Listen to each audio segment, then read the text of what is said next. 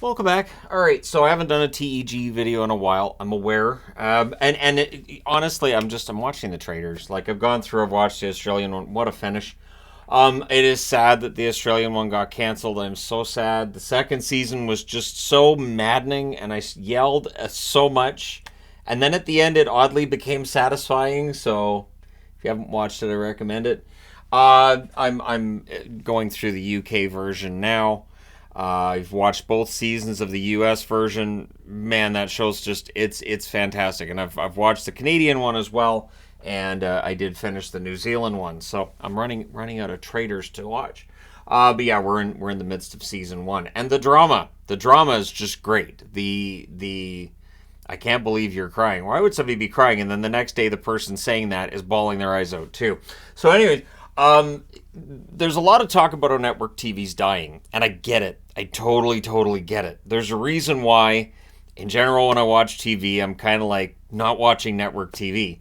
And I'm kind of starting to go over the whole, because I know cord cutting's really popular with the generation after mine, but I'm kind of looking at the amount of money that gets spent on cable and streaming services and asking myself, how much of this am I using? And so, honestly, I use Crave more than anything else. Crave is like the Canadian version of like Hulu in the States. But at any rate, network TV's dying, and I think I know why. Because I don't want to watch network TV. I'm not even in the demographic, but nobody in the demographic they're aiming at, I don't understand it. So first off, there's three kinds of TV shows we have now. Police shows, doctor shows, fire shows. And I don't know how much longer Grey's Anatomy is going to go. Just the fact that they show the commercial, I'm like, man, how is that still going? And the interesting thing to me is that TV's kind of moved away from like sitcoms. Sitcoms are nowhere near what they were, say, 25 years ago. Although watching some of those sitcoms and reruns, I'm kind of like, I don't know why I watched this. But it does feel like you have police shows, doctor shows, and fire shows. And the reason is you can do these on a budget. You can do these on a relatively cheap budget. The superhero shows, higher budget. I'm saddened that a lot of the actors and actresses I really liked from the superhero shows I was watching, I was like, wherever these people from Legends of Tomorrow end up, I'm going to watch them. Wherever people from The Flash end up, I'm going to watch them. And then they end up on these shows, and I'm like, am I going to watch them though? Probably not. But I think part of the reason that TV on as we've known it is dying off. You've got police, doctor, fire, and then you've got the reality TV shows. So you got Survivor, Big Brother, etc., etc. What interests me is the fact that you're getting into like 40 seasons of Survivor and 30 seasons of Big Brother, and it's repetitive. It's the same. The one complaint I would have with the traders, and it is a nitpick, is that whichever international version you watch, they're probably going to do almost exactly the same tasks. So when they go out and they do their challenges, you're probably going to get the same challenges, whichever one you're watching. Minor little tweaks, but basically the same challenges, which to me feels kind of lazy, but nowhere near as lazy as most network TV. And so the question I've had is, where's the innovation? Like they've moved most of their product to streaming services, and certainly with the networks, the Canadian networks, too, you can go on to their streaming services and watch like old shows and whatnot. But it doesn't feel like there's anything exciting and new.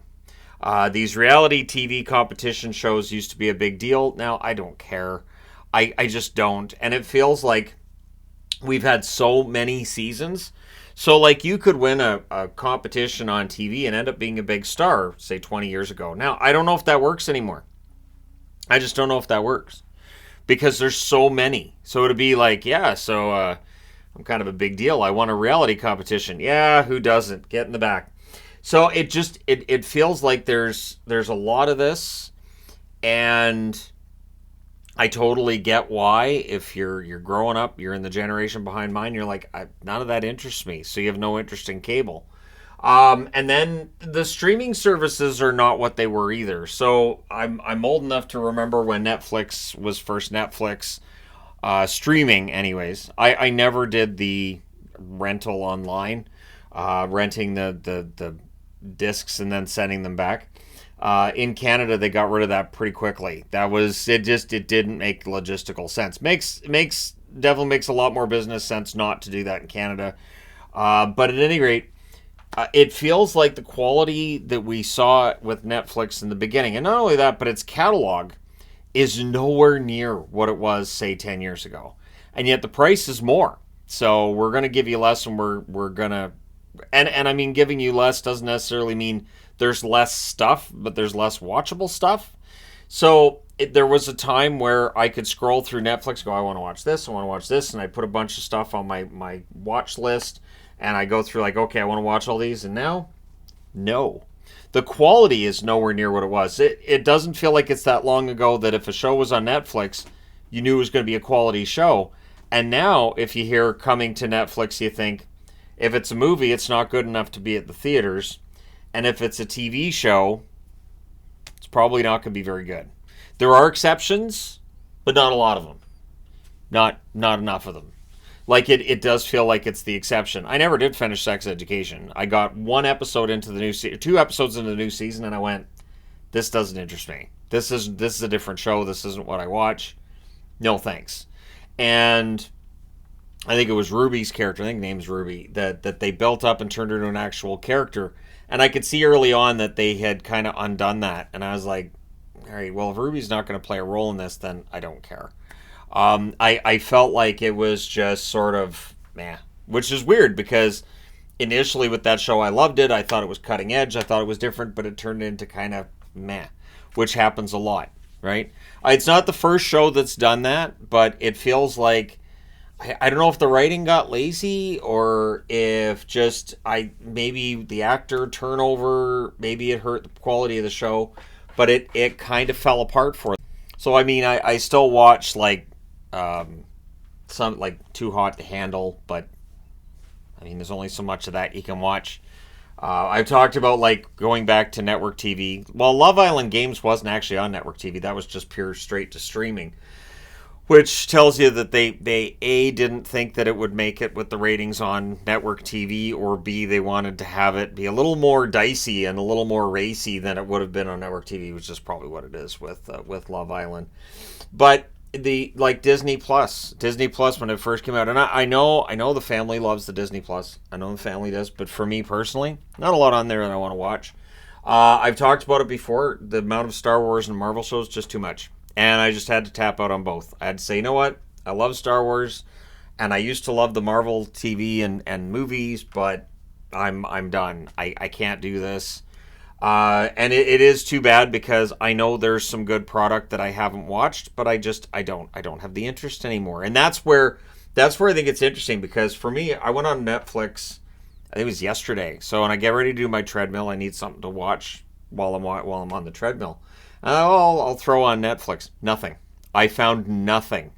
There was not a single show or movie that I said, I want to watch that. And there was plenty of new content, but how much of it was I like, oh, that's must watch?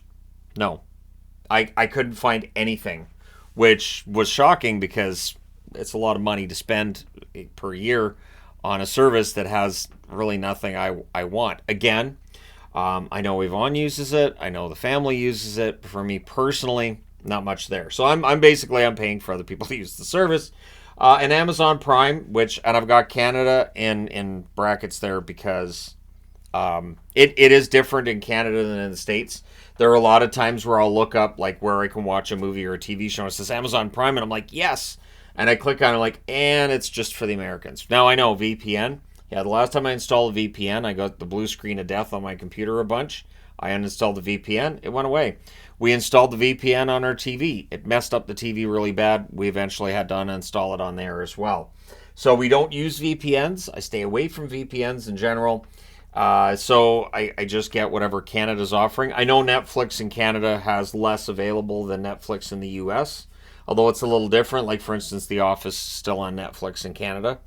Netflix, or The Office, though, is also on Crave. The Office is everywhere in Canada, basically.